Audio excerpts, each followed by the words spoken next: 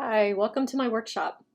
My name's Wendy Williamson, and I'd like to share some experiences that I've had over the last year and a half incorporating various modes of Anatomage content into my courses. I received my BS from the University of Virginia and also my Master's in Physical Therapy and Doctor of Physical Therapy degrees from Shenandoah University in Winchester, Virginia. I am currently an assistant professor at the University of Lynchburg in the School of Sciences. Founded in 1903, the University of Lynchburg is a private university located in Lynchburg, Virginia.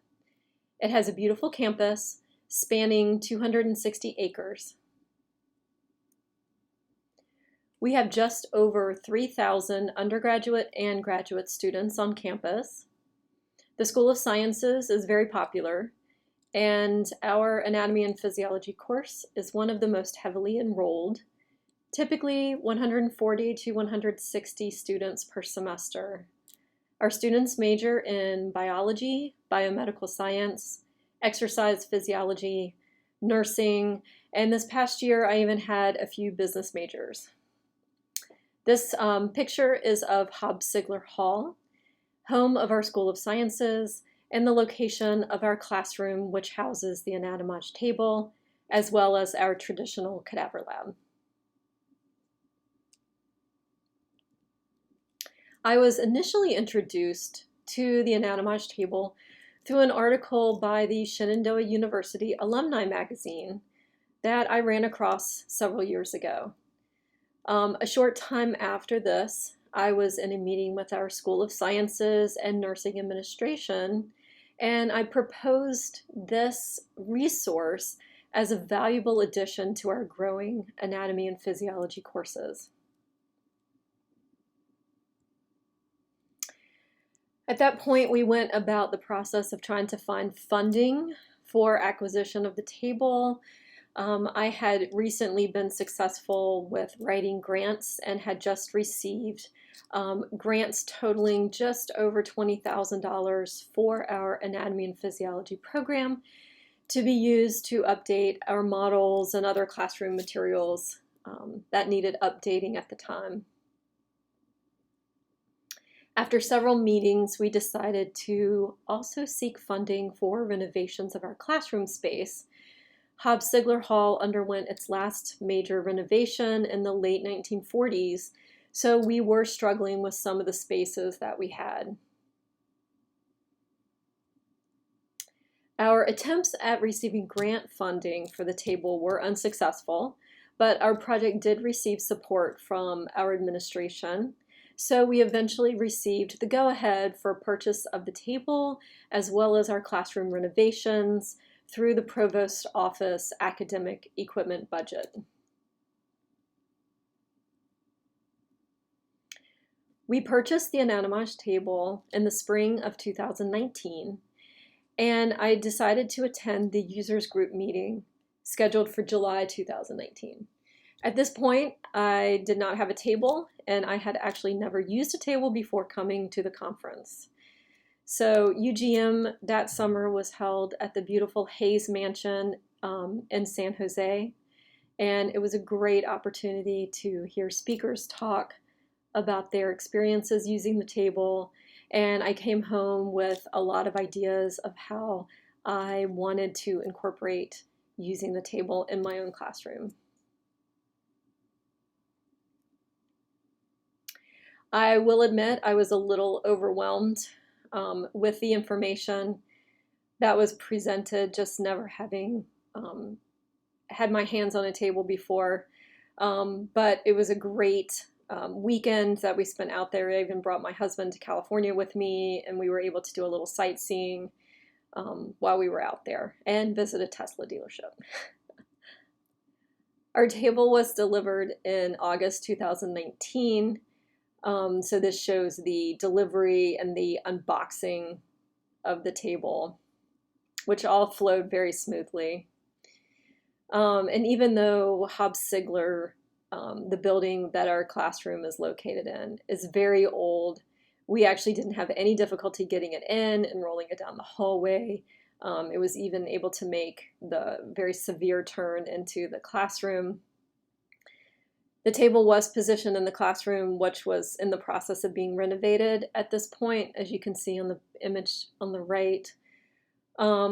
So when we needed to, we moved the table into our locked cadaver lab as the flooring and cabinets were put in for our new classroom. We were very busy throughout the summer of 2019, right before the start of the semester, with our table delivery as well as renovations and trying to have those completed in time for starting our fall 2019 semester. Our campus newspaper highlighted our changes in several articles, which was great press for us and good advertising for our program within the campus as well as the larger community.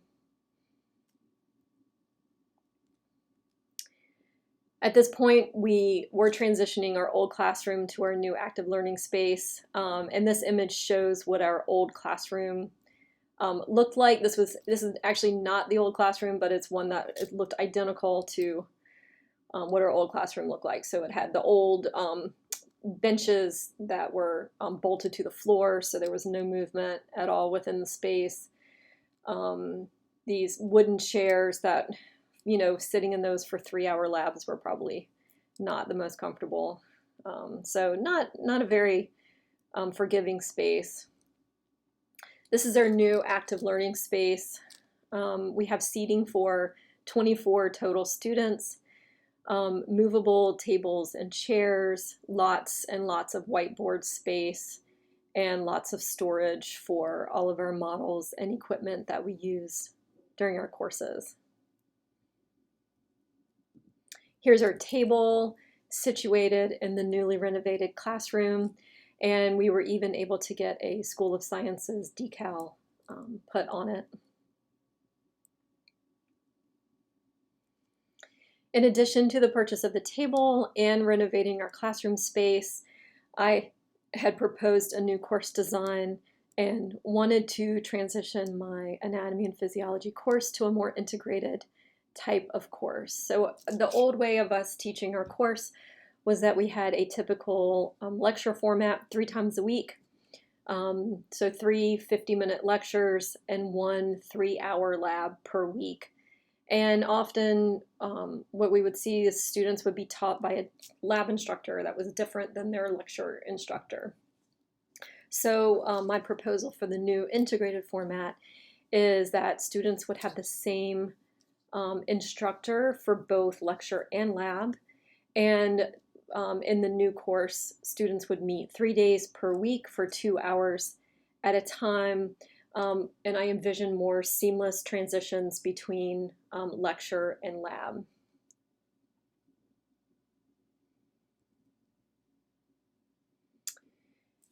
In terms of incorporating the table into my integrated course, I would certainly use images during class time and was able to project from our table to 4 TVs that were located around our active learning classroom.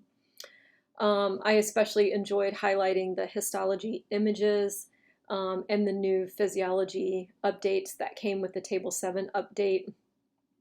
But I did have concerns at this time, so we had a lot of changes going on at the same time between our new course format and a lot of new technology. So at that point, I decided that I needed to really focus on what I wanted my students to experience with the table in this new format.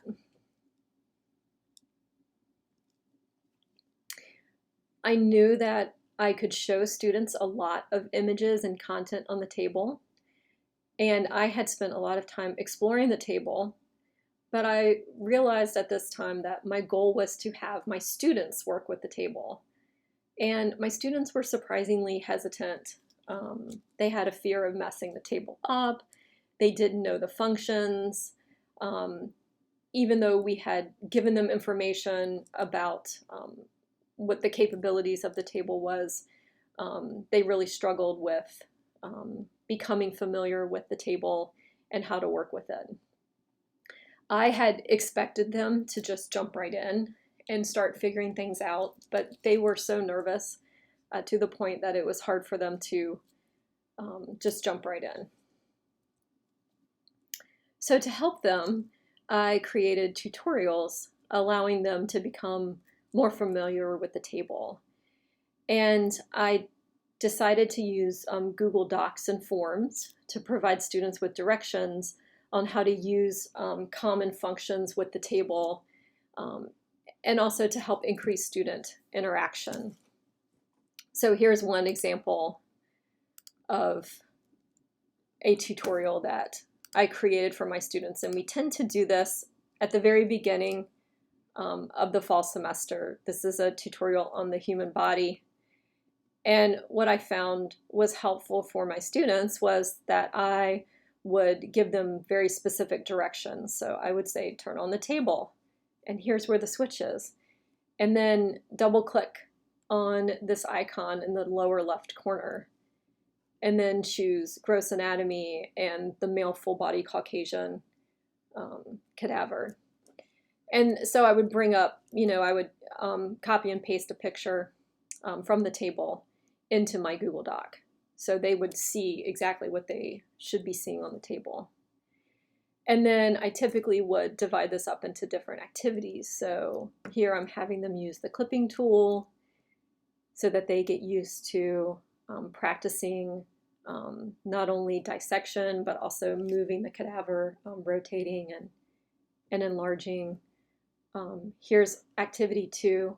I have them work with body regions. So at this point, we would have already gone over this information in class, and I'm asking them to use it during the tutorial as well. So it's helping to reinforce that content for them.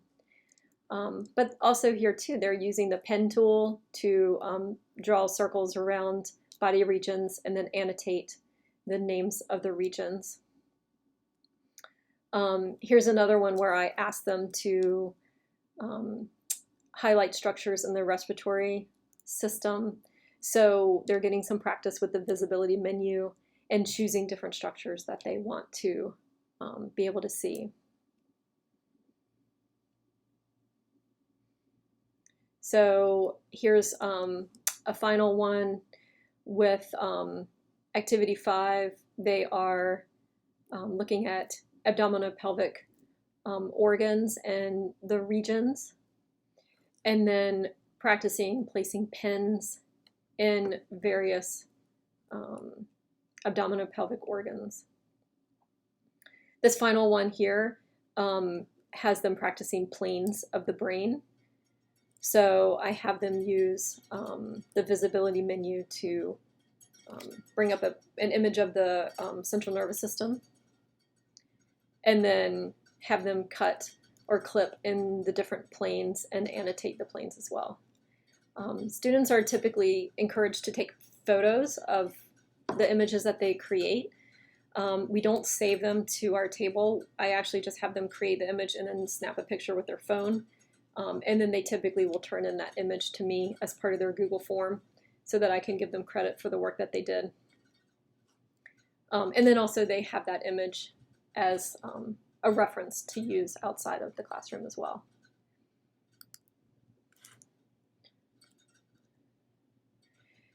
This is an example of another activity that I have my students do. This includes step-by-step instructions that I provide to students for one of the quizzes that I have them do. And I kind of call these quizzes because they don't really count for very much in terms of grading. It's just a way for them to work with the information either during class or outside of class. So typically what I do is I ask the students to learn the information in class and then to use the table after learning. So they will either rotate through this as a station during class time, or they're able to use the table after class during open lab times. And again, too, I've given them very specific instructions, like turn on the table and which cadaver to choose. Choose preset 4, so I would already have a preset loaded in there. Open up quiz mode, tell them exactly which quiz to choose. And then in some cases, I've loaded in my classes, my class list as a plain text file. And so they're able to go in and choose their name. And so that way it's specific to them. For this one, I did ask them to take a picture of their results at the end, and it will tell them how many questions they got right. And I'll have them take a picture of their quiz results and upload it to me. So again, these are very small grade opportunities for them. They're very low stakes. It's just a matter of getting students to use the table as much as possible. This is another example of an assignment using the table in the classroom. In addition to asking students to identify structures, I also found it helpful to ask students to create their own images and to annotate those images. So this is an activity on heart anatomy that I had my students do. So again, I am giving them very specific instructions. So here I'm asking them to flat color the right atrium and then annotate it, then flat color the right ventricle and annotate it as well. I ask them to draw an arrow to the right coronary sulcus, and then I give them a reference image and ask them to kind of compare their image to mine to make sure that they're looking at it the right way. A lot of times I'll embed a few questions. It's a good way for them to remember the information. And then here's my next activity. So flat coloring the left atrium, left ventricle, and annotating them as well. A few more questions, and then I ask them to use the clipping tool to cut through the heart in a frontal plane, so they're getting a little practice with manipulating their images and annotating them as well. So with all of these, I give them the opportunity to take a picture of the work that they did and upload that to the Google form so that I can make sure that they get credit for the work.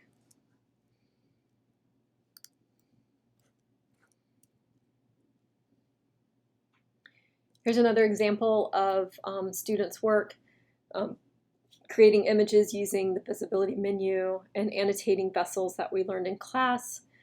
And again, I do encourage them to save the images to use at home to study on their own time. Here's some different examples of student work showing good skills in flat coloring so that they can create an image to look the way that they want it to. When we're working with the heart, they were able to identify white blood cells on the histology slides and also creating images of the skull with flat color and annotations.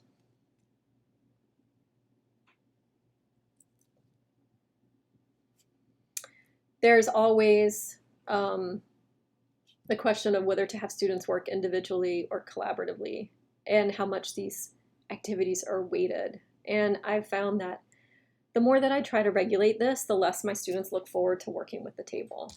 My students enjoyed collaborative activities much more when they can freely talk with each other about the structures and work together to figure out how to use the table. And I actually enjoy listening to their dialogue as they're trying to figure out how to do it. I've included table images on exams, so students are certainly motivated to view the images. And we also use the table to play games with classmates, to review structures. That's a favorite thing for my students to do. I found that asking students to create images works better for me than students completing a grade or a quiz individually for a formal grade. My classrooms tend to be more collaborative in nature, and for me, this is a better way for me to incorporate using the table. In the fall of 2019, I had the opportunity to teach both an integrated course and traditional course formats.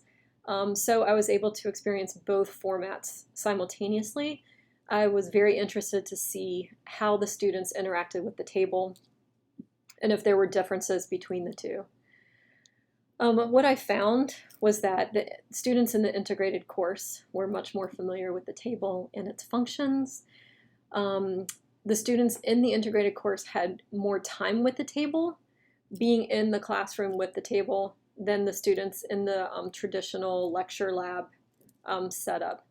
They demonstrated more independence in using the table, and on exam questions that related to an anatomage activity, an increased percentage of the students in the integrated course answered the questions correctly.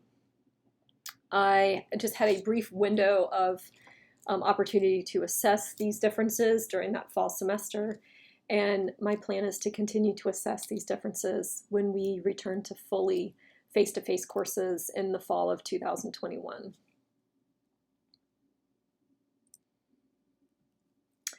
One of the aspects that we felt very strongly about when we were able to get the table was ensuring that students had access to the table outside of class time. Many assignments did require students to access the table, and we needed to balance this with protecting our equipment. So we took several measures to ensure safe access. We hire former students as lab assistants, and they are present mainly in the evenings to assist students with completing homework or review questions or just accessing models in the classroom. So one of their roles was also allowing access to the table. A list of current students is given to security for each semester, and these are the only students who are allowed access to the classroom through a card swipe on the door. We have also installed a security camera, so the space is monitored in the evenings. At this point, we haven't had any difficulty with students accessing the room and using the table outside of class time.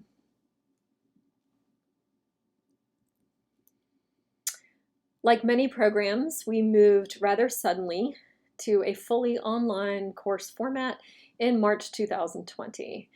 And at this point, I already had a YouTube channel for my students where I would put just short review videos for them. But at this point, I decided to use my YouTube channel to post entire lecture videos so that my students could have access to all my lecture videos there. So this is where my students would be able to find videos related to class.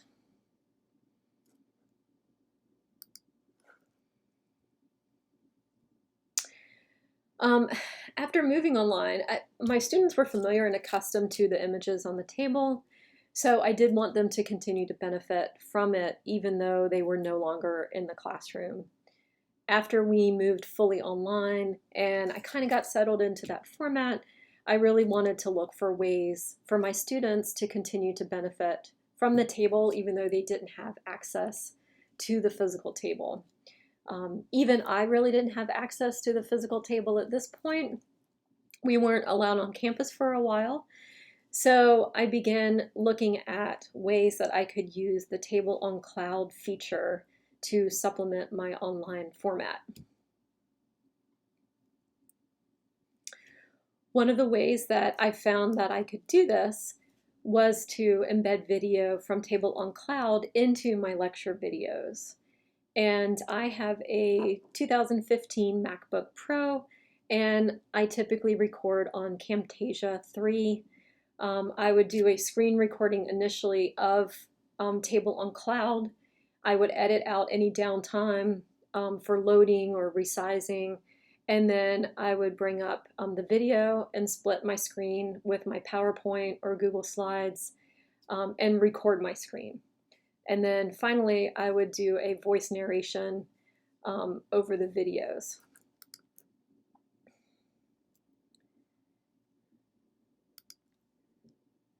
If we look at the way tissue is organized in the central nervous system, we see that it's organized into gray matter and white matter.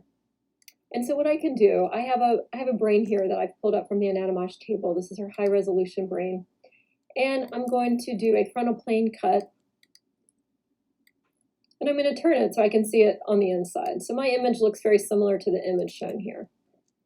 So we can see the outermost edge of the tissue here is a little bit darker in color, and we call this gray matter. And typically what we find... So that's an example of an early video that I had recorded using Table on Cloud to supplement my lecture videos. I was concerned about downtime during live streaming of class and trying to use Table on Cloud, so I found that for me, recording the Table on Cloud information ahead of time and just embedding it into my existing videos was a better way for me to use that format. I thought that it was important for students to continue to see how to use the table, the images that it created, and also how to use like the clipping tool and the pen and the annotation. So that's why I tend to talk through everything that I'm doing, because I want them to remember that they also had that experience when they were in the classroom. If we look at the way tissue is organized,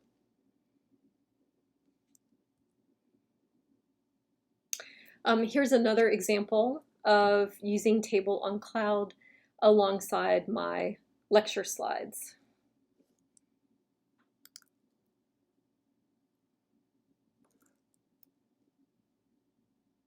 So let's take a peek inside the heart and look at some of the internal structures that we can see. So if I take my high resolution heart image, and I'm going to use my clipping tool and make a cut so that we can see inside the heart. So there we go. We can see at this point our 4 chambers. So we have right atrium, right ventricle, left atrium, and left ventricle underneath. Okay. Some structures that we can see on the inside here. In that right atrium, you can see folds in the walls of the atrium. And these are called pectinate muscles. And so pectinate muscles are going to be found inside the right atrium. They're muscular folds that we see in the wall. We also have them in the left atrium, but they tend to be only present in the auricle on the left side. But those are pectinate muscles, and so those are going to be the muscular folds. Another interesting landmark that we can see when we do a frontal plane section of the heart like this is the interatrial septum. And so this is going to be the wall that separates the right atrium from the left atrium.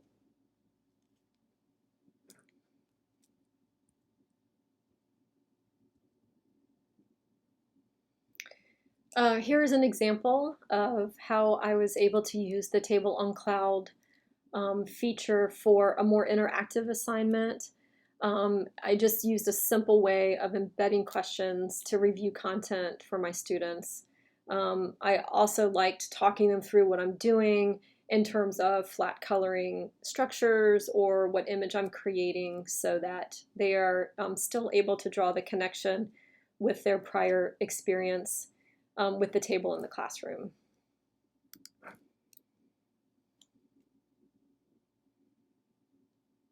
Okay, we're going to go over some of these digestive system structures on the Anatomage table today. We're going to talk about the order of food as it's going to travel throughout the digestive tract. So I've got an image here of digestive system structures, and the first thing I'm going to do is remove the transverse colon, just so we can see some of the structures that lie underneath it. The next step I'm going to do is I'm going to flat color the esophagus.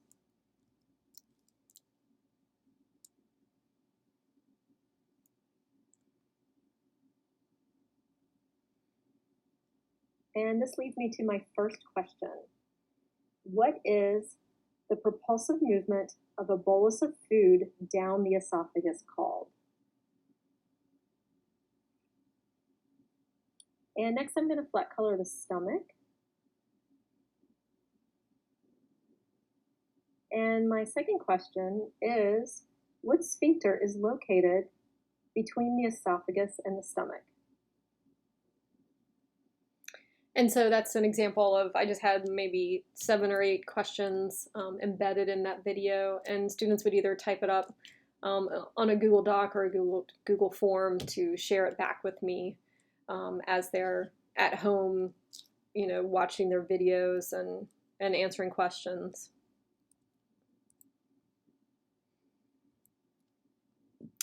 Similar to a lot of campuses, we were able to return to limited class time in fall of 2020. We were anxious to be back on campus, but found our course delivery was still not back to normal yet. Many weeks we had students in quarantine, so resources needed to be available both online and to accommodate quarantine students, as well as students present in our face-to-face classes.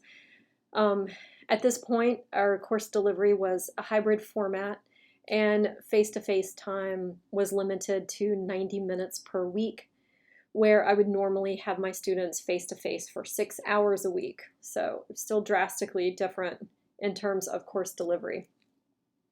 I found that having students continue to use online resources prior to coming to class, and then reviewing the content and engaging in interactive hands-on activities during the face-to-face time was the best use of time for my students. In this hybrid flipped classroom type of format, students had lecture videos and other content to cover prior to coming to the face-to-face class. While in class, we would use the table to reinforce the concepts that they had been learning about. So here is an example of a histology activity with students answering questions and taking pictures of histology images from the table. And in this way, they have the images, again, to review at home, and I would also use these images on exams. So I have a brief introduction telling them how to get to the information I want them to access. So open the histology tab on the table. And then here's a quick review video on white blood cell types. And then I've given them actual image numbers of the specific images that I want them to find. So here's an image of a neutrophil. They're going to take a picture of it with their phone and upload it here. They'll also have that at home to study. And then I just ask a question or two about each type of blood cell.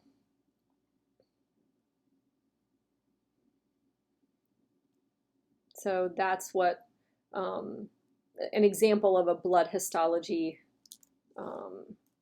activity would look like.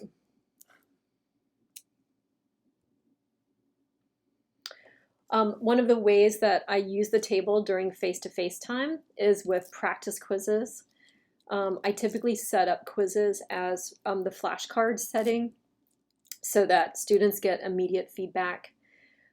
They do like knowing what they need to focus on in terms of the questions that they missed. And I found that this is a good way for them to review the information that they've already learned through the videos before coming into face-to-face class. Also, knowing that they're going to be participating in activities during class time motivates them to complete the online lectures prior to coming. So I imagine that I'm going to continue to use this type of format even when we come back to fully face-to-face. It's a much better use of time to have students actually just working with the information when they come into class. These pictures show a typical face-to-face class time with students completing practice quizzes at the table, and that would be one station along with other hands-on learning like using models or physiology experiments. Here we've got students who are learning how to take blood pressures and intubating our intubation dummy.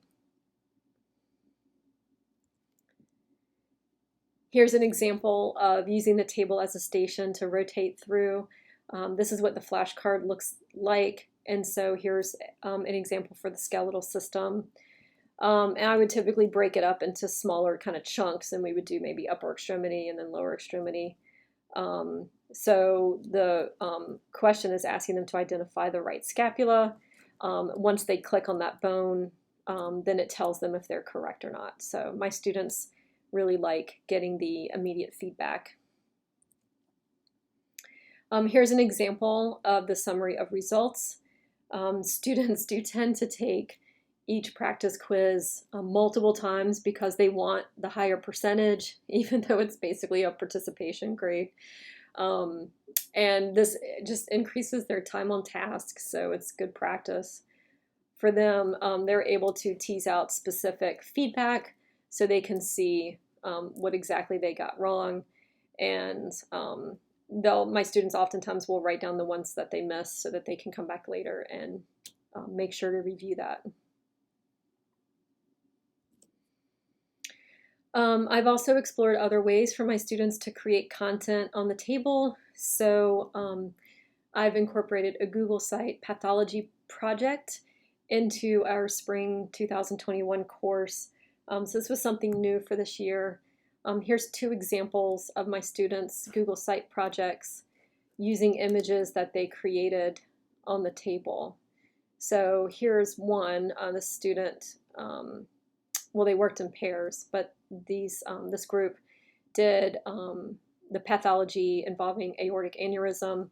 And so these were images taken from the table that they included in their site, and also included lots of other information as well. And then here's another group's pathology project involving middle cerebral artery. And basically this is their picture or image that they were able to create on the table.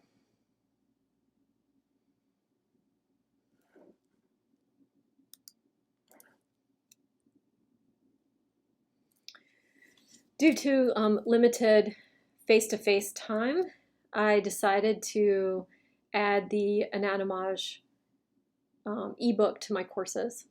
My goal here was to increase familiarity with Anatomage content in as many different ways as possible while students were at home.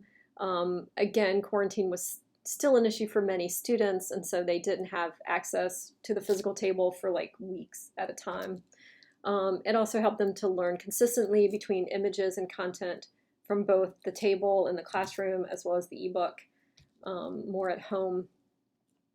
I was invited to be a collaborative author for the ebook, and I thought the strong visual and interactive features of the ebook would greatly benefit my students, so I was excited to incorporate this into my classes.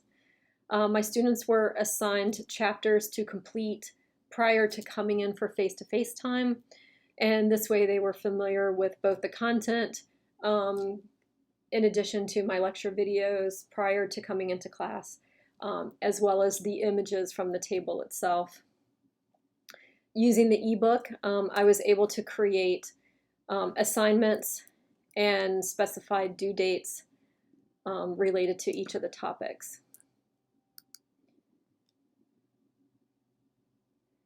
This shows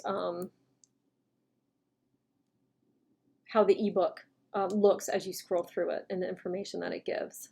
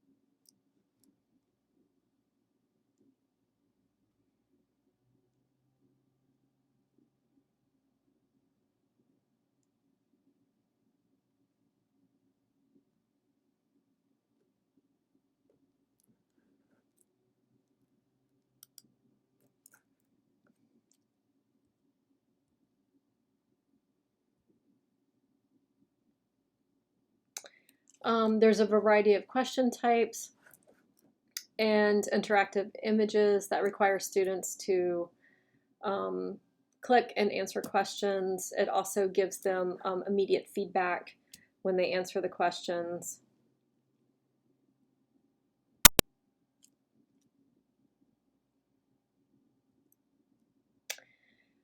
The ebook's set up so that you can see metrics in a variety of ways. You're able to look at it by class or by student, by chapter, by overall progress. For my classes, I used the overall completion percentages as their formal grade for completion of the activities. So that was their great opportunity for the ebook. Here's some feedback from my students.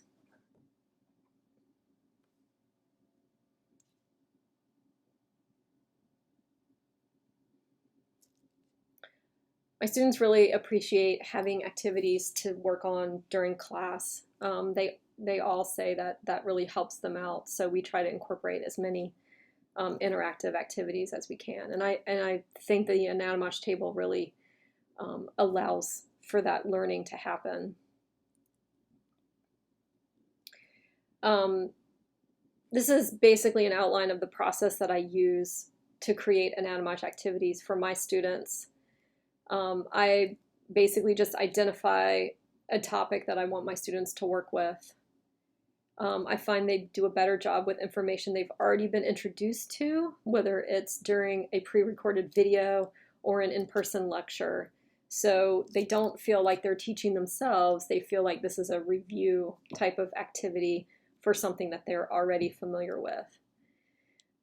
While at the table, I create a Google form and input very specific information and instruction for my students. It's helpful to do this at the table so that you can be sure your instructions are accurate and your students will see what you see. I then post a link to my Google form or quiz on my LMS, which we use Moodle. And when my students rotate to the table, I ask them to open it up on their laptop or tablet. I tend to have students collaborate in groups of 2 or 3. So you can have a student who's reading the instructions and then another student or 2 working on the table together to try to create the images or answer the questions. So this has worked for me. My students have responded really positively, and it's been a great way just to incorporate some variety and more interactive activities into the classroom. Thank you.